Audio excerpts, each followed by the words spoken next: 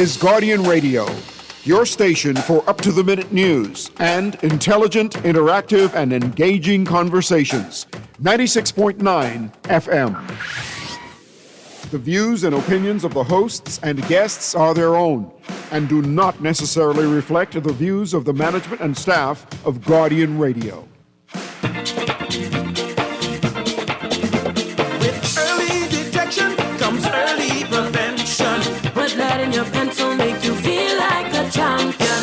Rise up again, let nothing keep you down. Live your best. Hear the urologist speak.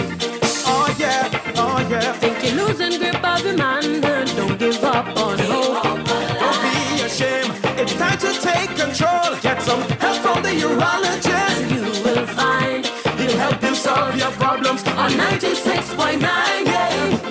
I telling you, with early detection Comes early prevention. but letting your pencil make you feel like a champion. Rise up again. Let nothing keep you down. Live your best. Good evening, Bahamas. This is Urologist Speaks with Bahamian urologist Dr. Greggory Pinto, and I'm pleased again for our second part of our interview with the esteemed and well-respected anesthetist, Dr. Mark Weish, a Bimonite, well-known throughout the community in all circles, has been a wonderful citizen to our Bahama land, and he has a lot in terms of experience, a wealth of knowledge in terms of experience in the Bahamas and how it's changed over the years, and in terms of the medical landscape. What is the way forward? What does he see happening right now that is correct, and what does he see that's happening that we're doing wrong? So again, welcome, Dr. Mark Weish. Thank you for having time to be here. Thank you. So unfortunately, my co-host, Dr. Wesley Francis, is just finishing up surgical emergency. That's the life of surgeon. In fact, I just finished an emergency myself a couple hours ago. So he will be joining us just a little bit late. He's on his way. So let's talk a little bit about the landscape of medicine. We spoke last week about what you saw in your younger years, not too long ago, in the 70s and 80s, and how it's changed into the 90s and to the 2000s to today. You spoke about your experience in COVID-19 and dealing with upsurge and stress of working in South Beach Clinic and dealing with a lot of persons who are on the brink of death and bringing them back to life. And again, I applaud you for your efforts and thank you for all you've done for the Bahamas. What do you think we're doing right? Let's talk about positive things. So right here, I'm impartial and I'm not affiliated with either political party. In the past, I've supported both of them, and I think they're good and bad in both parties. So this is a nonpartisan discussion, at least from my side. The views and opinions of Dr. Weish are his own and do not necessarily reflect my own. So I'll let him speak from his own mouth and from his own soul. I'm just joking. So it doesn't matter if there's a new party, political party, governing body that will come into power next year, the problems are still going to exist. All these problems existed under the previous F&M administration, then the previous PLP administration, then the previous F&M administration before that. A lot of it has to do with us as a nation, our values, what we have in terms of losing the nuclear family, in terms of immigration problems, in terms of crime, in terms of violence. No political party is causing you to go and pick up a gun and rob somebody or shoot somebody or break into somebody's home. You can't blame the government for that. That's a lack of moral, that's a lack of upbringing, that's the social decay of our society as a whole. Of course, we can have a more efficient judicial system, we can have better policing, we can have better resources going to the police, but it starts in the level of the home, it starts in the church. We have to do better as the Bahamas, and no one's going to deny that. What do you see that's happening that's right in the last 20 years in medicine in the Bahamas, Dr. Weish? So I think, you can hear me? Yes, Okay. yes. I like the fact that there's a lot of talk about national health insurance. And, you and I talk about this all the time when we're operating. You cannot pay for expensive health care out of pocket when you need it. And all of us need some type of insurance. I mean, I guess the very wealthy can pull money out of their pocket, but most people need a legitimate group insurance where you can cut down on the fees. You have people who are dedicated to getting you the best rates into the best places, making sure the places that they pay the insurance money into are high quality, whether that's here or somewhere else. And we've seen too many times to count the heartbreaking tragedy where someone is paid for insurance for 45 years and they were dropped when they become 66 and they don't have the income because they are retired, so they can't afford to pay $1,800 or $2,000 or $2,200 a month to get insurance. They're worried about paying their next bill. But health is not something that we should ever take for granted, but whether that person has a health stressor or tragedy or event when they're 70 or 75 or 78, inevitably it can happen, whether it's to that individual or maybe that individual's wife or someone else they're close to. And essentially, in many cases, it'll bankrupt a family. It can create such financial strain on an individual. Just being in ICU can be $10,000, $15,000, $18,000 a day. And we can talk about the public health system just from being there so many years, and you would know better than me. Some days, and many days I would say, there are no ICU beds. And you literally have to decide, you have 3 people who need an ICU bed. It almost goes to the point, who's going to get the suboptimal care? And that's because the system is on its knees. And there are too many persons who are taking up ICU bed for months on end. And many of them are because of violence. So violence, as we spoke about in the past, it continues to take its toll on our medical system and on PMH in particular. We can only have so much money in the kitty. Taxes cannot really get any higher than they are now. In terms of looking at national health insurance, it's not a perfect system. In Canada, you might wait 2.5 years just to get a hernia repair. You might wait 9 months to get a mammogram done. So it's not a perfect system. And for example, Canada, where I lived many years ago, it's a very highly taxed system where maybe 50-60% of your tax, 65% of your tax of your income goes to taxes, and that's considerable. And the cost of living, for example, in Toronto is very high. It may not be as high as in Nassau, but it's very high. So to ask the government to ask a typical Bahamian who's barely making to contribute more to national health insurance is not going to sit well with the society as a whole. So it's not as simple as saying, you know what, let's offer catastrophic care, let's offer coverage for specialists, let's offer coverage for every cancer. One cancer patient might end up taking $500,000. And there's so many cases of advanced cancer in this society. So obviously we need to have the gateway, the primary care where they have NHI, and I applaud both governments for successfully rolling out a successful program. So you have no excuse for the non-communicable diseases. Getting medication is for free. Your bloods are for free. Seeing a family practitioner or physician or general practitioner once a year or twice a year or 3 times a year or as many times as you need is free of cost. So there are no excuses. Economics plays no role. But the government cannot continue to take it to the next level and to the next level without funding. Where does the funding come in? We've spoken many times in many circles. I think a national lottery will be a wonderful idea. You can see the benefits of that throughout Europe, throughout North America, even in Florida, where a national lottery actually funds so many wonderful programs, social programs, educational programs, medical outreach programs, that can even create a social net for many persons. What do you think we can do to fund national health insurance in the state that it is now, and even taking it to a next level without burdening the average Joe on the street. So I'm going to disappoint you and tell you that whether you like it or not, you're going to have to tax people.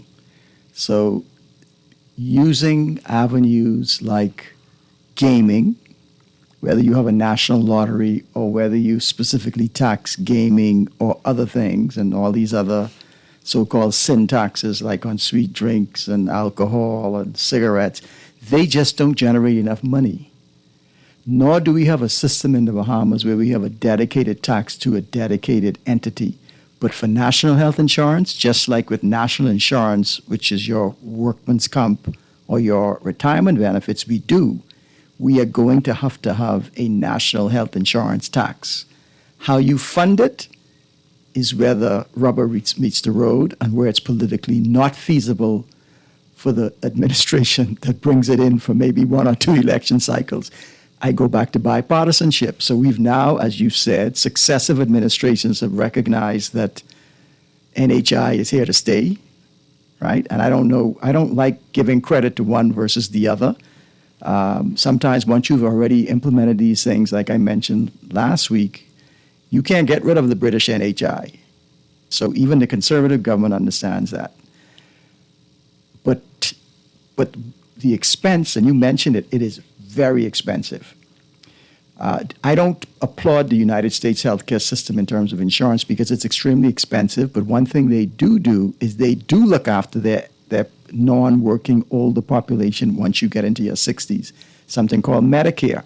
It's not the greatest, but it's reasonably okay. I think we have to set a standard or a floor, not a ceiling, but a floor that says we will provide this. You mentioned cancers could do whatever they can do to bankrupt you. I remember many years ago, at least 30 years ago, the state of Oregon had a list of 500 things they would cover. We may need to do something like that. We may need to say, the evidence today says we can't cure this problem, so we can't give you more than X. You understand? So I don't know the answer to that. It obviously has to be done very well from a public relations standpoint, but we also have to be honest with people. Healthcare is expensive, and you have to play your part. And that means, I don't know, spending some of that money that you would have spent somewhere else in taxes. And also the government has to say, listen, the government spends $500 million a year for healthcare in this country. They already do that. They do it through the central government. They need to let people know what they're doing. We also have to look at other issues, just in terms of immigration. It's a problem. We see it getting worse and worse, and it's a burden on our healthcare system as well. As a veteran of many years at PMH, many times I would see patients from different origins here illegally, and they'll admit that. They have no fear of saying that, and I'll say, how long have you been here? What are you doing? Oh, I don't have any job. I'm staying with this cousin of mine. Why did you come to the Bahamas? Oh, I found out I had prostate cancer, and I hear I can get free health care, so I sneaked in here. And that happens all the time, all the time. The burden is overwhelming. If sometimes when I was working 20 years ago in the emergency room, half the patients coming in couldn't speak anything but Creole. And when we talk about the number of children born in a given day, there'll be certain persons, illegals, outnumbering the Bahamians who are born. So where is our society headed where persons who have no contribution to our society other than taking are overwhelming our healthcare system? Obviously, we can't send them out into the cold, but when we talk about taking NHI and covering everybody, we're also going to be covering those who have made no contribution whatsoever to society, probably will never make any contribution to society, and are just burdening our society. That can get out of hand very quickly. Well, let me say two things. One is, what you're telling me is somewhat anecdotal, so it'll be interesting to know what the Ministry of Health's statistical data is on that. Two, but you and I both live it. We see. Yeah, I didn't see much of that. You had a different perspective on it because you're in a very super specialty. I wouldn't be surprised if some people have snuck in to get that kind of care. But remember, They didn't sneak in. They paid someone a great deal of money, and some of those people were probably Bahamians. So Correct. we have to be very careful. And I don't think our problem is an illegal immigrant problem, because illegal immigrants and people who are not regularized and people who are not Bahamian citizens or approved residents are not allowed to just access the public health care system legitimately. They have to pay. Okay? So most of their problems are in the public health side or the primary care side. When they do come in, like anybody else who comes in, it gets very expensive. I will say to you that one of the big things about the way national health insurance has been initiated and is supposed to continue is when you're legally brought into the Bahamas for a job, you have to apply and pay that fee for your national health insurance. Things like this actually, it's like when you paint your house and you clean stuff up, you can't dirty your house anymore. Your mom is going to say, look, I just spent a couple of $1,000s renovating this place. You can't dirty it. When you bring something clean in, like national health insurance with all the legitimate things that go with it, like we're talking about a biometric ID that's in NIB or a biometric ID that's going to be in your voter's card, it is very difficult to have fraud and illegality with that. So if you have to bring your biometric ID into a tertiary center to say, I'm requiring care, it makes it easier to police that, right? And hopefully our law enforcement officers will be able to police the people who are in the business of human trafficking. They just made a big bust in England and France with a big agency that was a group gangs. We just need to do our jobs, Gregory. I agree, and I'm not going to belittle the illegal migration. As you've said even last week, most of them are very hardworking. Most of them are actually more law-abiding than the typical Bahamian. Many teachers will, from experience, remark that if anyone who's going to come to a teacher parent conference or meeting, it'll probably be someone who's non-Bahamian. And we need to worry about our own problems. We're the ones that causes a lot of our own problems. These persons who come in know that they can get a job. And who are hiring them? It's the Bahamians. They know that they can get a place to live. Who's renting these places to them but a Bahamian? And they know they're illegal. So we are the cause of a lot of our own problems. And then these same persons who are creating burdens in our society will be the same one to want to know why there's no bed for their mother when they go to Princess Margaret Hospital, Exactly. or no bed in ICU for their grandmother, when they have created a problem throughout the decades, and it didn't happen in 1 year, and it's just mushrooming out of control, and it's a problem. So we need to come out to a solution. Obviously, even more than immigration and the burden of immigrants on our healthcare system, crime is the overwhelming problem that's pervading our healthcare system, particularly the Princess Margaret Hospital and the clinics. There's too much violence. There's too much senseless violence. No, I don't see any violence being sensible, but there's too much in terms of rage. There's too much in terms of anger. There's no consequences for your actions. We talk about illegal immigration. We, as a nation, spend so much money sending these people back. The vast majority of them come right back. And I've seen that myself. I've seen people I know caught by immigration, no peripherally, I don't know them, and then I see them a year later, we snuck back in again, or we snuck in again for the third time. There must be consequences for them, if it's a lengthy jail sentence or whatever. We can't just be fools to, I feel like going home to Haiti for 2 weeks, or going back to Jamaica or Guyana or anywhere, or Nigeria for 2 weeks. Let me just, quote unquote, get caught by immigration and get a free ticket back home, and I'll be back in no time. That's the way it is. It's a revolving door. The same thing with crime. There are no consequences, even if you're caught. If you're caught beating up a police officer, the vast majority of them are going to get bail in no time. When is that court case going to come up? And many of these criminals are actually in the streets making money to pay for their high-profile lawyers to get them off. Yeah. So one thing I'm going to say to you, because I do want to make sure, and I'm hoping Wesley will come pretty soon if we get into healthcare financing, because at the end of the day, is it is expensive. We have to find a way to pay for it, and we have to have the will to make the changes that's necessary. So I don't know. A lot of things we need to fix, but we really, really honestly have to have the will to fix it. So you mentioned something about intensive care unit, for example, how expensive it is. The entity that makes the biggest noise gets the benefit. So you talk about trauma displacing other people. It is very easy if someone comes in bleeding to death to say, I need the bed now, I need the operating room now, as opposed to the person who may have been struggling for months trying to get their cancer surgery done, or who had a stroke and they're sitting on the ward and they're deteriorating.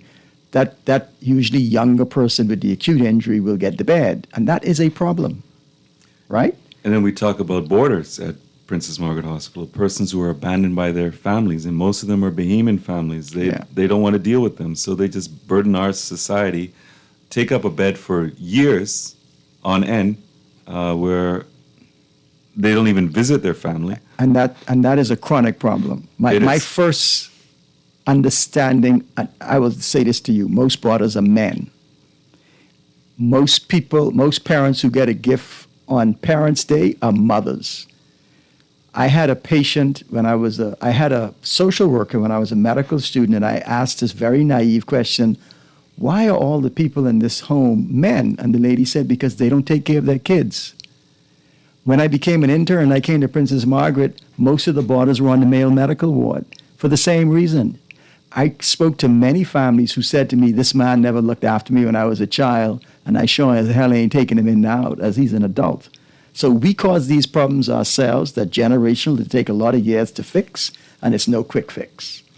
But we have to have the will of our conviction, and if we see a problem, we have a problem with the emergency room department in Princess Margaret. I'm going to mention it now, and I hope we can talk about it afterwards. Your caller mentioned that last week. It is hell on earth. It's a disaster to go down there. It's not the fault necessarily of the government, the workers, the administration, but it's the fault of all of us, including those people, because we accept it, and we should not accept it. So you have to make noise. You have to say, I'm not going to accept this. And I sure as hell I'm not going to allow you to tax me NHI dollars and allow me to come into that environment. That's probably why they want to build another hospital for women and children. The problem is the Princess Margaret Emergency Department will be the same whether they build a $200 million facility somewhere else anyway. So you still have to fix the problems you have. Well, the emergency room is overwhelmed, and I take my hat off to all the dedicated nurses and physicians. I couldn't do it. To live under that stressful environment, it takes a special... It saps them every single day. I honestly do not know how they can do it. But the problem is sometimes we get used to problems, and they probably should get up and say, I'm not working in this environment anymore, to be honest with you. As a surgeon, you're on call every 3 days, every 4 days, so you have a respite, you have a break. But emergency room, it's just an onslaught. Just when you think you've cleared the floor, there's another stab that came in, another gunshot that came in, another... Or the people that don't move. The people that don't move. I mean, the hallways are littered with people who've been there for days. Correct. And then obviously there are those who are chronically ill, whether it's overwhelming by non-communicable diseases, diabetes. And many of us are the cause. If you're a diabetic and you don't take your medication and you keep coming into the hospital because of a diabetic infected foot or diabetic ketoacidosis or an infection because you're immunocompromised because your diabetes is out of control, and then you don't learn your lesson and you continue to have the same thing happen over and over, that is a burden on our society, our healthcare system, and we need to look at the culture of Bahamians in terms of their mentality. And it's not just that we can have the best NHI system pick up those who are diabetic or hypertensive or have coronary artery disease and treat them efficiently. If someone is saying that they're not claiming diabetes, they're not claiming hypertension, they feel fine, I'm not going to take my medication unless I feel faint or my vision is blurry or I have a headache, all we're doing is creating a horrible scenario where we are making them aware of something, but they refuse to accept it, and they don't want to take care of their own health. And then when something disastrous happens, they want to blame the government or the healthcare system or the Minister of Health. Why am I on dialysis? Why can't I get a kidney Right, transplant? I have the stroke. Why did I have the stroke? Why am I hemiplegic? But you asked me earlier what is positive, and I will say to you, the drive towards primary health care, not only in terms of the training of the doctors and the nurses in it, but also the way they've initiated it as an NHI. That's the first thing they pay for. That's the most important thing. That's foundational. So this is what's frustrating. We need to move on from that. We need to continue to strengthen that. That should not be controversial, whatever it costs us. At the end of the day, we're buying money back by preventing people from coming into the hospital or dying early or becoming disabled or using up all our NIB dollars to be able to take care of them when they're 45. Do you understand my point? So I think those things are positive. But sometimes it frustrates me because I mentioned last week that we go in spurts and starts and we stop when we go and we stop when we go. We have a good foundation. We just need to continue to build on it. Very good points. We have a call coming in. This is Urologist Speaks. Good evening. Yes, good evening, Dr. Pinto, and to your guest. Something the doctor said that I can attest to. I was a salesman, a door-to-door salesman, around 1999, et cetera, for a company called DS Max. It was, and during that time, I remember it was the Mother's Day, and there was a Father's Day. And I thought I was going to make a lot of money on Father's Day, but there was a lot of females that I encountered who actually told me the same thing that he said, and it is very frightening. So I just wanted to say that is something that I actually experienced, that young ladies would tell me they never seen their father and ray. So I was like, what? But I'm not guilty of that, but one of the things I would like to say is, I just walked into the conversation for the past 10 minutes or so, but I don't know what you guys think about prevention. As healthcare, prevention comes first, right? Correct. And I want to throw something out there, and I just want you guys to comment on it. Like sometimes when I watch things pictographically as it relates to catastrophic failure of an organ or something, let's say a lungs or a brains or whatever, you look at it, and these can be documented via like footages, right? And so maybe that could frighten some people to actually like use in prevention, because as a senior mom, when you go up to the hospital and you sit in the before you wait for the doctors to come, there's up a clinic, and sometimes a guy from the hospital will come and talk prevention and healthcare and all that whilst you wait. But because we are at a certain age, we could accept that. But maybe if they get into the schools and try to implement prevention from there, we'll be better off, because in listening to you guys, it almost creates like a state of hopelessness. You know what I mean? Just like because we are not really doing anything collectively to impede like the non-communicable diseases. You see what I'm saying? And then they proliferating because of external factors. And then let's take, for instance, you gave a scenario as to dialysis, but I know of a few guys who were in prison for extended stays, and there still is no accountability for that. I'm telling you, they actually developed kidney diseases from the water before they implemented the reverse osmosis system. And so when we look at healthcare, it's basically making people aware also, you know what I mean? So, just let's say a guy smokes a cigar or he smokes marijuana with a backward. You can actually show the deposit of the chemical and the brownness on the throat and the lungs. You understand? And then they could give them reason to stop. But they're not, or the nodules that go in the nasal cavity from these type of behaviors, cigarettes, etc. So something frightens people, let's say with the use of... I had a friend who had diabetes, and he went through the exact same thing the doctor was talking about. He was told what to do. He started to do it, and then he improved, and then he fall off again, and then all of a sudden they came back and they tell him they had to cut off a piece of his foot, right? And then he ran in and followed to do what he wanted to do, and then they said that they cut off his knee, up to his knee. So he actually, you know what I'm saying? He just was actually incrementally that this was done, and then he just eventually died. So I don't know where the intervention takes place or what goes on, but excellent points. I always say that we need to be proactive. Let's not just be reactionary. We need to prevent all these persons from... Thing, Doc, you don't think the nurses and the doctors work too long? Too long hours, because that's not good. Like it creates a problem, and then maybe they should do the shift like shorter, and then just it really is a problem. We be in a dilemma. Give thanks. I'll just listen. Yeah.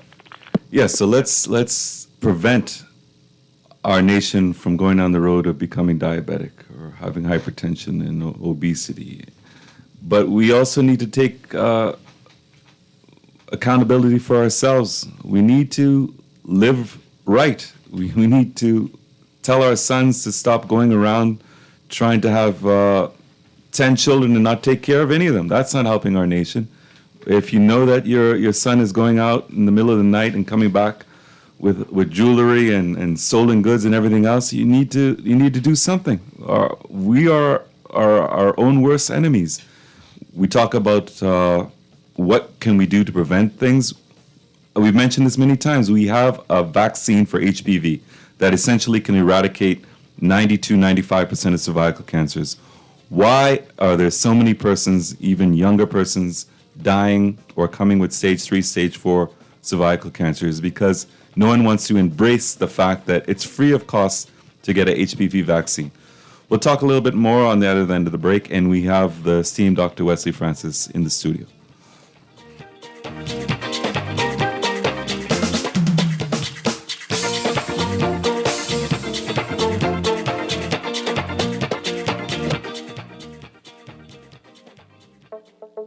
Tired of banks forcing you to use technology to bank the way they want you to? Your convenience is important. So no matter what your banking needs, Commonwealth Bank's friendly staff are always available in branch for that personal one-on-one service. But when you choose technology, our online and mobile banking app offers you state-of-the-art functionality. The choice is yours. Commonwealth Bank. Bank the way you want. For fast, reliable, and impactful printing services, look no further. Let Printmasters bring your masterpiece to life. We stand by our quality products that is second to none.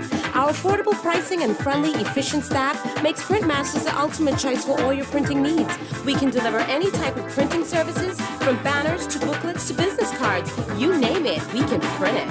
Let Printmasters bring your masterpiece to life. Located in the Nassau Guardian Building, telephone 302-2361. Girl, you see how Cora eye look funny, all black up yesterday? But she say she bumped into a wall when she's running after the churn them. Yeah, but last Saturday you see her arm was all black and blue, right? What you saying? You think something wrong between her and Jack? I ain't sure, but you know Jack is a jealous man. I hear him and Cora last Friday. I hear him say he hear Cora have eyes for Junior. Now you know that ain't true. Cora is a good woman, does mind her business, take care of them churn, and go to church every Sunday. So what you think we should do? You know, Cora don't say nothing, but silence hides violence, and we don't want to line up in the cemetery. Not me. I ain't getting in nobody business, then Jack come after me, and I land up next to Cora. No, man, we could call a text Crime Stopper. And remember, we can even get some grocery money for our tip. Remind me again, how does this work? We can call them in Miami at 328-TIPS or 328-8477. Or when we in the island, call toll-free at 300-TIPS or 300-8477. And if you don't have no minutes, use the Crack Crime Bahamas app and we could text them. And the messages get all mixed up before it leave your phone so nobody can know what you saying. So what we waiting on then? Let's go earn some grocery money. This is Guardian Radio 96.9 FM. Fresh news, smart talk, all day.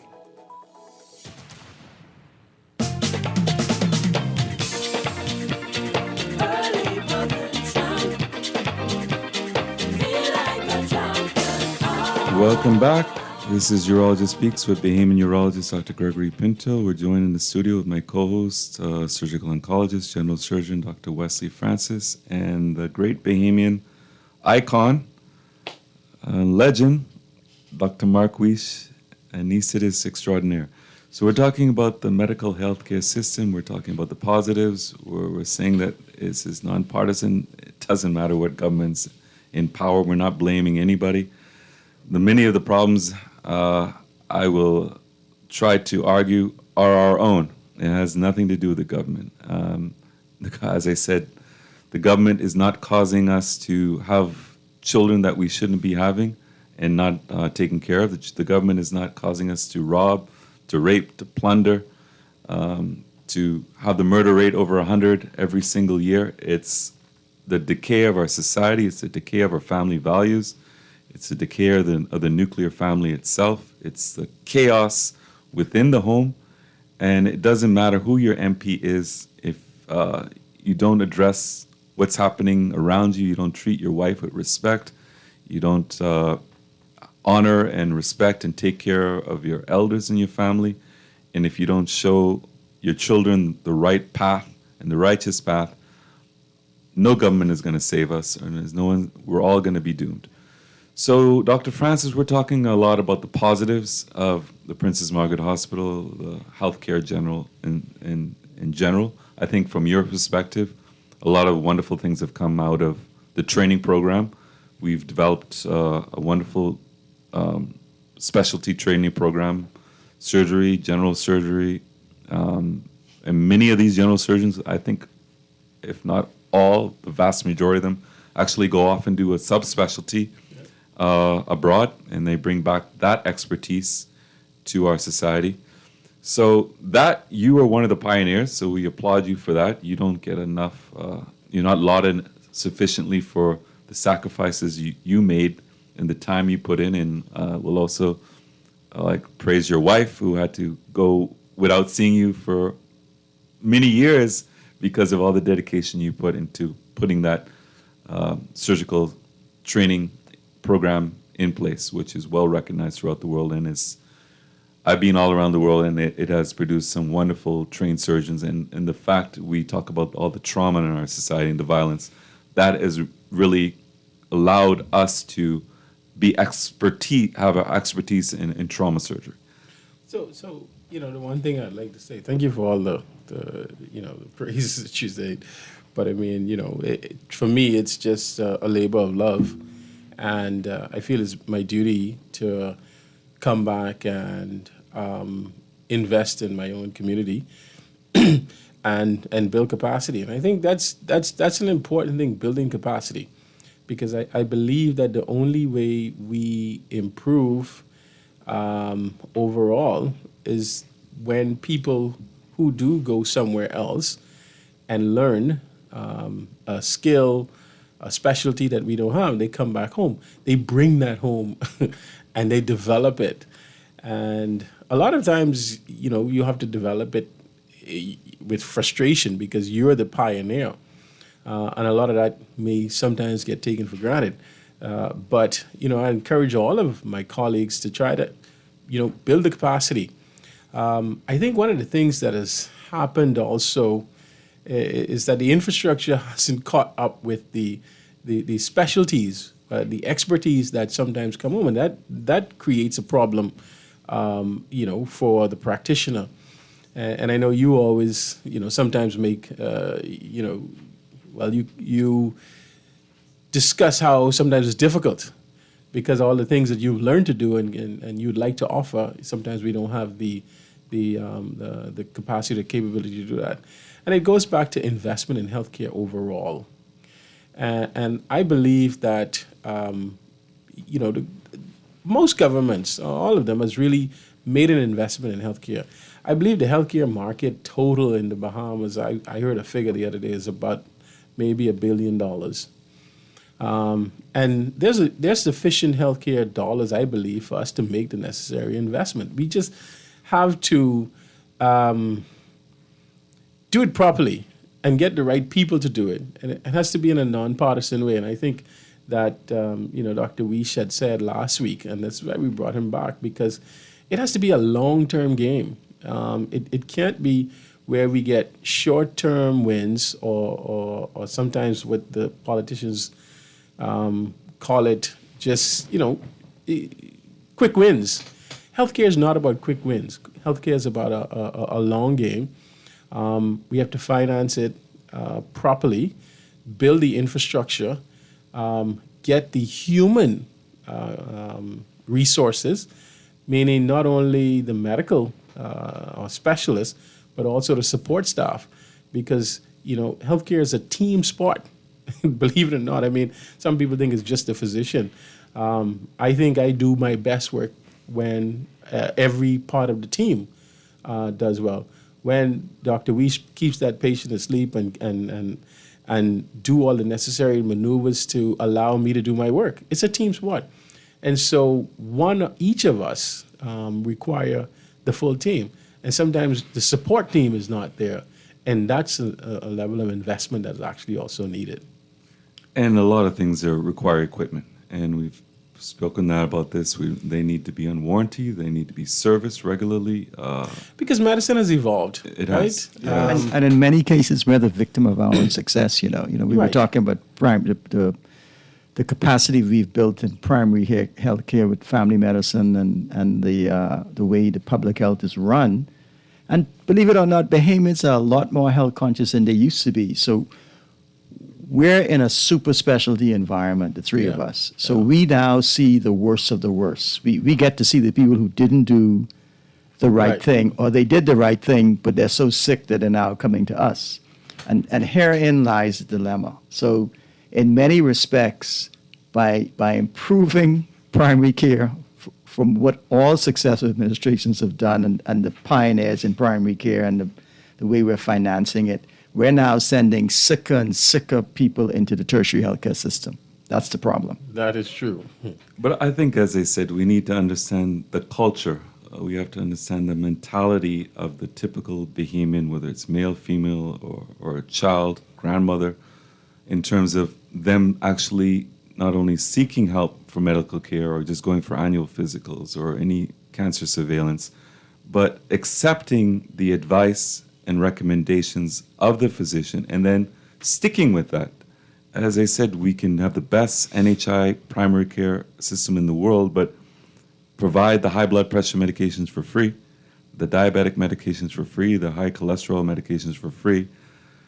But if someone's not going to stick with it and take it, and you have to take some but responsibility. there are multiple reasons for that. So, for example, the prescription drug plan provides generic drugs. That is true. It's good that it's in many pharmacies, so you could go to some of the fancier pharmacies here to pick it up. You don't have to go to a government pharmacy. But when they're out of that generic drug, you either have to pay for the trade drug or you have to skip that month's supply until they get it in. It's not as simple as people just not wanting to take it. It's not a perfect system, of it's course, a problem. but no, it's an overwhelming number of persons who don't want to take the medication. I see it every single day, every single day. No doubt. We have a call coming in. Good evening. This is Urologist Speaks. Good afternoon, Dr. Pinto. How are you doing? I'm very well, and my guests are well as well. I was listening to you all, and you were suggesting that the government don't do certain things, which is true. Government don't kill no one. The government don't create fights or have all kinds of children out of wedlock. But their policy does. It's all about legislation, policies, and programs. Policies create culture. And the culture among us black people, it isn't good. It all plays itself out. I know you're a doctor, so you would have understood and you would have known about that report what they presented concerning the hospital and the deficiencies in terms of how long you wait for an ambulance, etc. All these things are government initiatives. How could you say the government don't have anything to do with it, and in the Family Island, where they don't have an ambulance, they don't have the proper facilities to deal with these things, and the government don't have anything to do with it? No, I'm not saying the government doesn't have everything, but you can't blame the government for everything. If we start in the homes and do the right thing, it'll help a lot. Nobody in the Bahamas, other than the Parliament of the Bahamas, write legislation, policies, and programs. Would you agree with that? I very much agree. So yes, I'm very unhappy with many things on successive governments. So I'm not, as I said, I'm not for one political party or another, No, and but I'm many just things saying upset me to my core. that you can't just move them away from their function, their primary function. Their primary function is to write programs to address just two areas of governance, the socio-economic.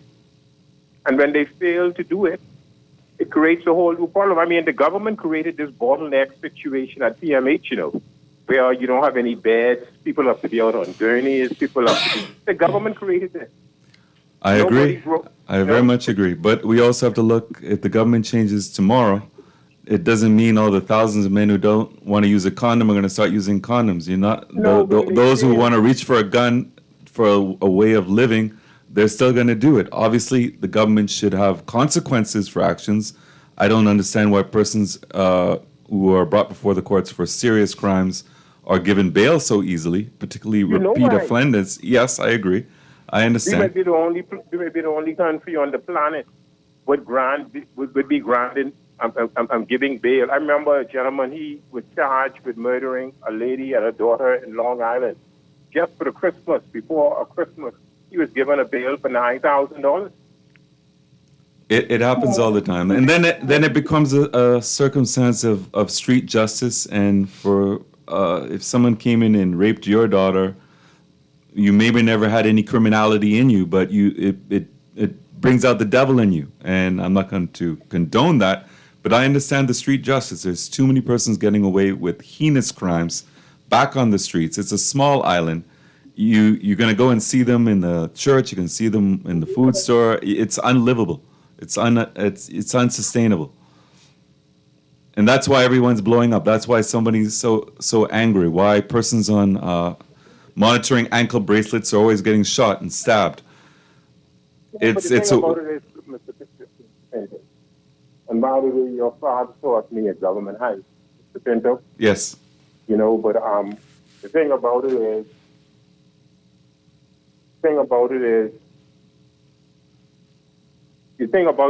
Mr. Pinto, the only people who are killing up one another, committing all this violence on the street, are black people who look like me and you.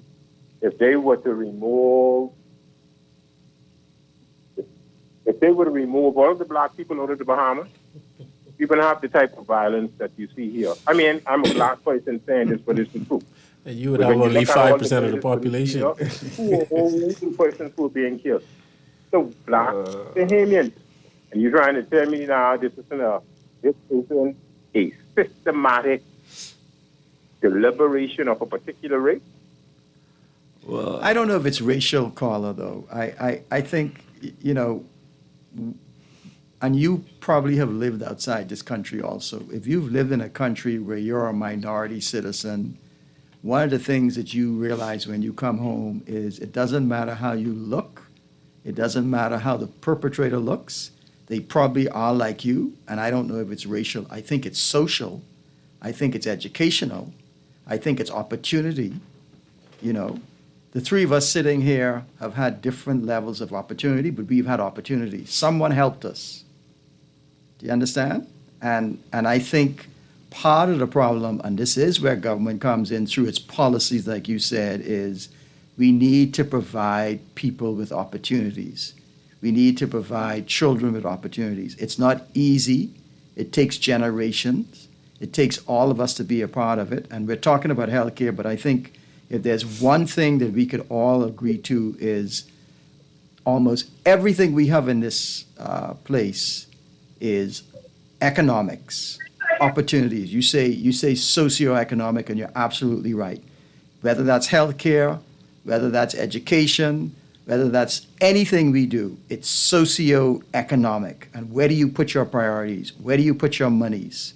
Okay, I'll put it to you like this then. When you look at what is happening at PMH, the average person, including myself, we're all afraid to go at PMH. Why? And no doctors seems to be complaining about the poor condition at our public health institution because they're all benefiting from it. The more patients come at PMH, the more money is going to doctors' pocket. And I'm not being disrespectful when I say this. I'm just trying to see how best we can work out and come to a logical conclusion where we'll be able to address these major concerns. So before you go on, I think you're raising a very important point, right? Which is, why is it that us physicians and us nurses and those of us who work at Princess Margaret Hospital walk into that institution every day, we see the problems that's there, and we continue to say nothing? Is it because we've gotten used to it? Is it because of the analogy I used last week, which is the boiling frog? If you do it very slowly, he doesn't notice that he's being boiled. Is it because we're making money on the outside? Is it all those things? I think it comes down to leadership. I think the leaders need to say enough of this nonsense and bring the regular workers to bear on the people who make the decisions. I think if we make a concerted effort to improve the gateway to PMH, and I'm going to get on the emergency department's situation now because they have great people who work there, but they're working in a hot, sweaty, crowded environment that even in the best of circumstances with the loveliest of systems is hectic and dangerous and problematic. But we've spent millions of dollars trying to fix this problem. We got A&E that's been constructed and not used.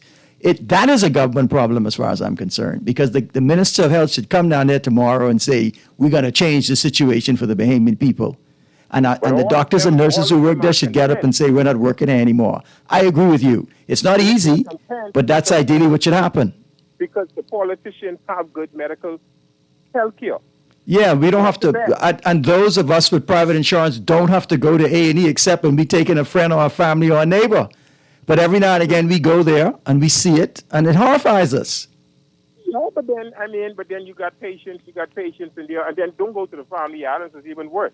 But we shouldn't, I don't care what nobody says. We should never find ourselves in this position. I may end up one day at PMH. I had a niece, and I can say this, I had a niece.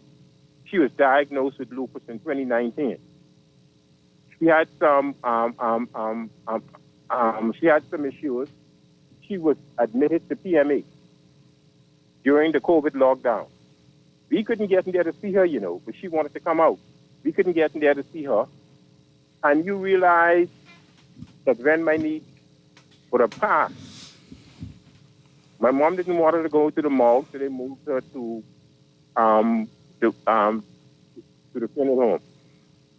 She developed bad sores in PMH. That never should have happened. Never, ever, ever. And you believe she's the only patient who developed bad sores in PMH? All of these things are deliberate. They have to be deliberate, because you doctors are scientists. Y'all are not no jokey. That's no joke profession. You're talking scientists here. Y'all could look at things and analyze things much better than the average person. But the scientists allowing these things to fester, the bed shortage. You want to perform an operation on someone, you don't have no gurney to roll them on. All of these things, and the doctor's lips are sealed. Well, let me defend, and I'm not the only one. There are dozens of persons that I personally know. You don't know what someone goes through unless you walk a day in their shoes. For example, my experience, I went off to some of the top institutions in the world. I trained under some surgeons who did first transplants. One of my training professors did the first penile successful transplant in the world. In urology, he's a rock star. I trained under one of the top renal stone and minimally invasive prostate surgeons in Germany, who's well known throughout the world. He's done more stone surgeries, second most stone surgeries in history. So I came back to Princess Margaret Hospital as a senior house officer, which is just above an intern. An intern, a day after finishing intern, becomes a senior house officer. So I was paid for 20 months as a senior house officer, yet I was working as a consultant. I didn't get any on-call pay for 20 months. So I was on call half of my life, 24/7, 15 days out of the month. Anything happened, I was with my family, I was at church, I was in the movies, I was in the food store, I was fast asleep, 3 o'clock in the morning. I had to drop everything I'm doing and run out and deal with Princess Margaret Hospital. And on paper, I was still a senior house officer with no on-call pay, and I was actually making less than a brand new intern because they made on-call pay. And then when it came to getting my back pay, they didn't want to give me all my back pay. So you don't know the level of frustration. So when I wrote letters complaining about this thing not happening, that equipment not being available, this happening, that abuse and everything else, my PMH file went missing, completely missing. So don't think that we don't fight the fight. Don't think that we don't do things. When I was making, maybe I had $200 in the bank a month as a resident, living week to week, not even month to month, making no money. I had high school classmates who went into construction or accounting or business who were on their second home. So no one goes into medicine, particularly nobody goes into surgery for the money. It is a lifelong sacrifice. For me, training, residency, schooling, it took me 16 years. So no one's going to go through that level of hell. And it is a hell to go through residency, to come back, and you're way behind the game. Everybody I knew, who I grew up with, financially were far above and beyond me when I came back. And I still continue to struggle. And Princess Margaret Hospital treated me worse than I was a dog. And I stuck with it for the love of my people, trying to make as much improvements as I could. And there's so many stories like that. The typical person who comes back specialized with a fellowship, who can get a job anywhere in the world, waits 5 years to be promoted to a consultant. That's insulting. Then they'll bring a foreigner who didn't spend one day in the Bahamas, doesn't know what Princess Margaret Hospital looks like. They'll be promoted to a consultant from day one. The reason for that, they can't insult somebody with that qualification to make them less than the consultant. So please also temper your anger and your slanted view. A lot of us physicians have gone through hell, continue to go through hell, particularly through COVID. We were the ones on the front lines, putting our life at risk, bringing possible COVID back to our families. So don't think it's all wine and cheese and celebrations. It's very difficult to be a physician in the public health system, and there's so many easier ways to make money than in medicine.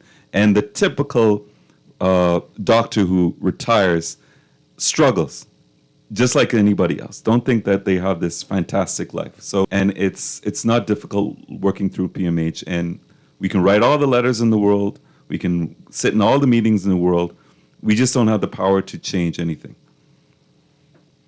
But thanks for your call. What do you have to say, Dr. Weish? Nothing after that. Dr. Wesley Francis, what do you have to say to defend our brethren and our sisterin in the field? So we're the cotton pickers. We don't own the plantation.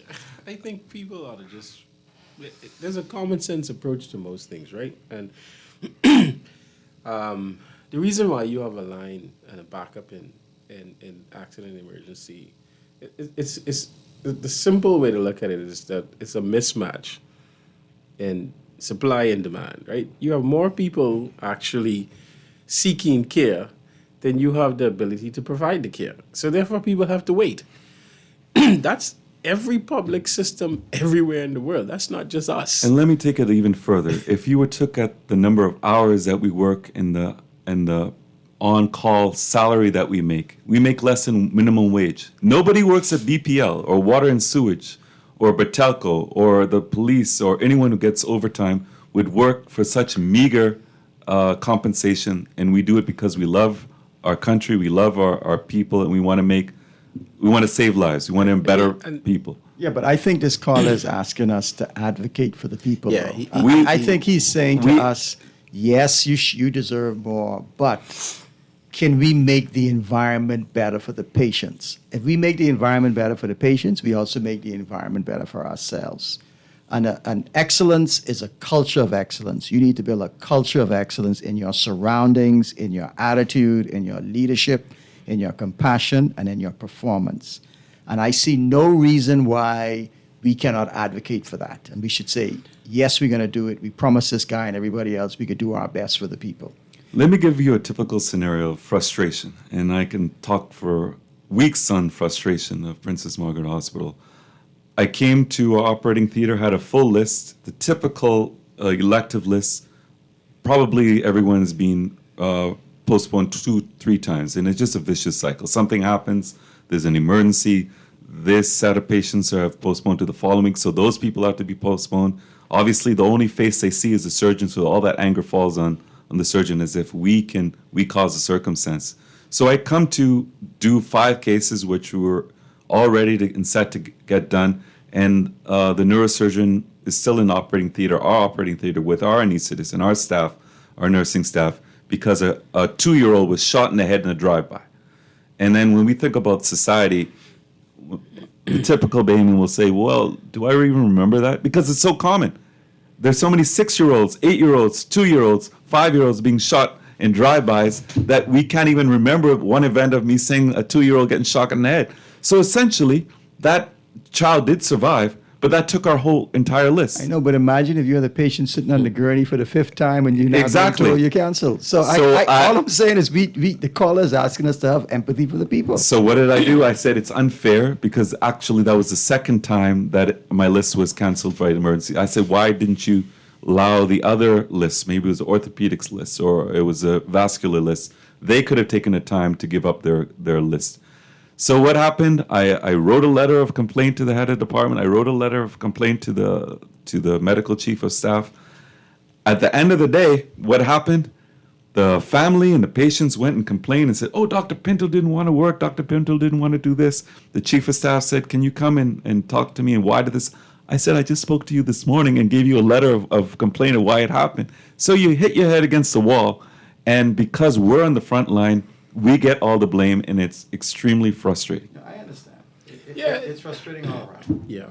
But, you know, there's still a lot of good that comes out of PMH, and I always contend that all the good things that we do never gets posted. Nobody talks about it. And it's not going to... We take care of a lot of patients and do it very well. And they get a high level of care that, you know, they would get anywhere else in the world. Yeah, but nobody talks about that. Yes. Yeah, I know. But, you know, in fairness, Dr. Francis, it's skewed towards certain services. Of course. And I think our foundation is rotten. And I don't think anybody could argue about that. No. The reasons probably needs to be studied to be objective, Right. but it's rotten. Well, let me just end this. This time has gone very quickly, and we've said previously, Dr. Weiss, we need a 2-parter. Now we need a 3-parter. You have to come at some You're point. coming back to us. All right. But we're here because we love our country. Dr. Wesley Francis and myself, we're here we always have hard days, and we thank our families for not seeing us until late every Wednesday. But we're here out of the love of our fellow man and trying to improve the quality of life on all levels of health for our fellow Bahamians. So that is just an example of what the typical physician does, that most physicians have love for their fellow man and want to make a change. And sometimes it's extremely frustrating. And it's like hitting your head against the wall over and over and over. And there's only so much you can do. We do scream within the confines of PMH. It may not make the Tribune, it may not make the ZNS News or our news, but we do complain. And unfortunately, a lot of things don't happen. We'll talk again on the other end of next week. Thank you, Dr. Weiss, for coming. And of course, Dr. Francis, I'll see you again next week as well. Thank you for being here. Good evening, Bahamas, and have a safe and productive week. Don't let it control you. Come check with